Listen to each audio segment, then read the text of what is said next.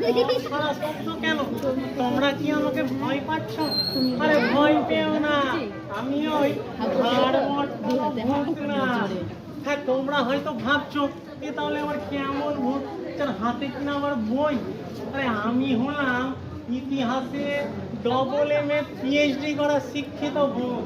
কিন্তু দুঃখের কথা কি আর বলবো ভাইয়া, সেই গতকাল থেকে পড়েই গেলাম, পড়তে পড়তে কঙ্কাল হয়ে গেলাম।